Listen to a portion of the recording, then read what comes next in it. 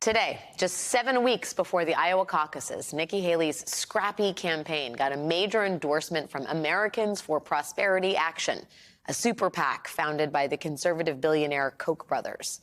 And the group happens to have a lot of very influential dark money that has funded efforts to advance climate change denialism and anti-abortion activism and the National Rifle Association.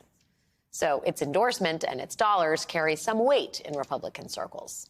In a memo, the super PAC explained why Nikki Haley, citing internal polling that showed Haley outperforming Trump by 8 to 14 points in a matchup against Joe Biden in key battleground states. But while Nikki Haley may outperform Trump against Biden, before she can even get to that, there is Haley against Trump.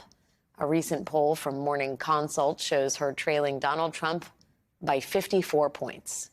Joining me now is Charlie Sykes, editor-at-large of The Bulwark and host of The Bulwark podcast. Charlie, thank you for being here.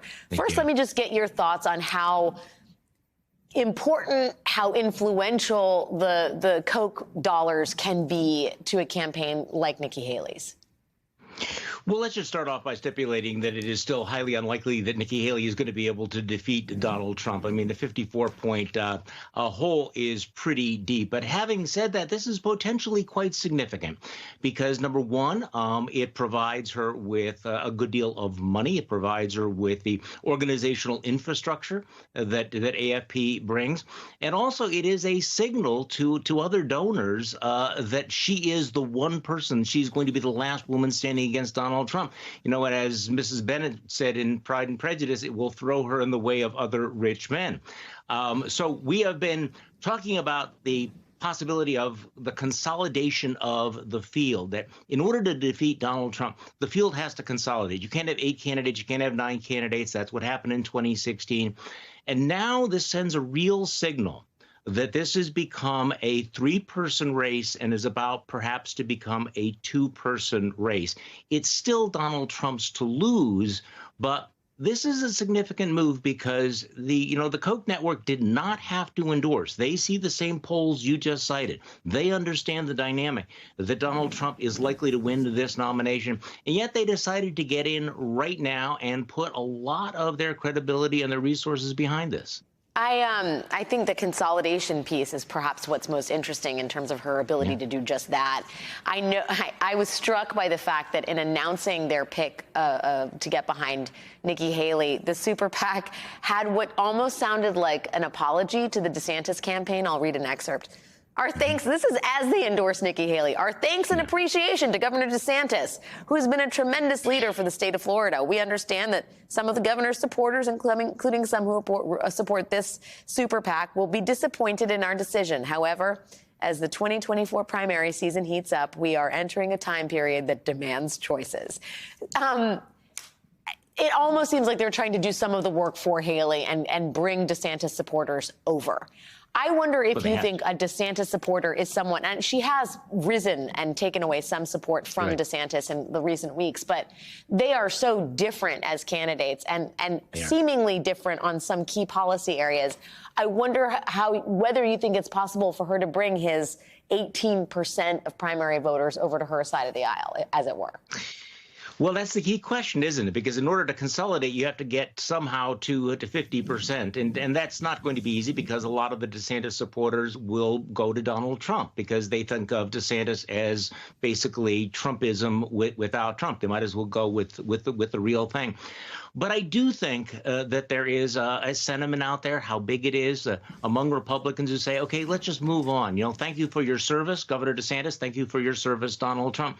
But again, what's significant to me about AFP getting into the Koch network is how urgent they apparently believe it is to stop Donald Trump. And I think that's what I would focus on, is they see Donald Trump as a real threat to the nation and not just to the causes that they care about, because they've had some real significant differences with Nikki Haley on foreign policy. They're kind of a libertarian organization, and they have gone in a very, very different direction on a variety of issues, including aid to Ukraine.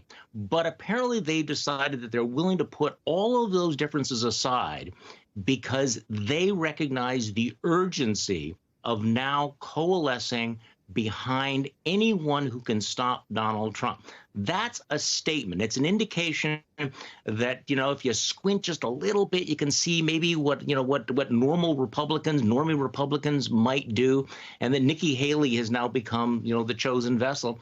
And she's really been showing a little bit of momentum, I suppose as much momentum as anyone, since that first debate. And this certainly will not hurt her in Iowa or New Hampshire or in South Carolina. Yeah, and I think, Charlie, your point about the Kochs trying to effectively elect anyone that isn't Donald Trump is significant as we get some new reporting tonight. I think CNN got early access to the Liz Cheney memoir that is going to be coming out next week. We are going to have an interview with her, our colleague Rachel Maddow, on Monday night. But I do wonder whether there's an excerpt in the book that I'd love to get your reaction to. The CNN reports that Liz Cheney said George W. Bush sent Cheney a private message of support after she voted to impeach Trump for the January 6th attack. Now, on some level, that's not surprising.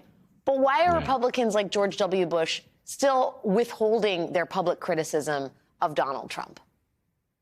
Well, Alex, we've been asking this question for 7 or 8 years now, right? When are Republicans going to say in public what they have been saying in private? It is striking. I'm going to look at the other side of that. When you think about the number of people from the Trump administration, the people who've worked most closely with him, his former chief of staff, his former attorney general, his former secretary of defense, his former national security advisor, all of whom are now very publicly and openly saying Donald Trump is not fit for office. He is dangerous. We cannot allow him back in the Oval Office. And you wonder whether or not, as this moment of choosing that AFP describes, will lead them to come out. I mean, I think we know what Liz Cheney is going to say, but Liz Cheney is going to be a unique voice to sort of pry some of those Republicans loose because, first of all, she's a Cheney. She's an insider. She is all out of bleeps to give. She has a great deal of knowledge of what's been going on, both in her experience in Republican leadership and in the January 6th committee. And she is going to spend, I'm thinking, the next year holding her fellow Republicans' feet to the fire and saying, do you really want to do this? Choose honor or dishonor. This is the moment of choosing. Do you want to go down in history the way that history will remember, say, Mitt Romney, or do you want to become, just another Lindsey Graham potted plant in Congress? So, I do think this moment of choice, Republicans have already made their choice. I think that this is Donald Trump's party. But what happened today is an indication that there are some folks who have considerable resources who are not just going to roll over. Now, of course, the question is whether that actually matters, whether or not the big money, the dark money, the billionaire donor class money actually matters anymore in the Republican Party. And we're about to find that out over the next few months.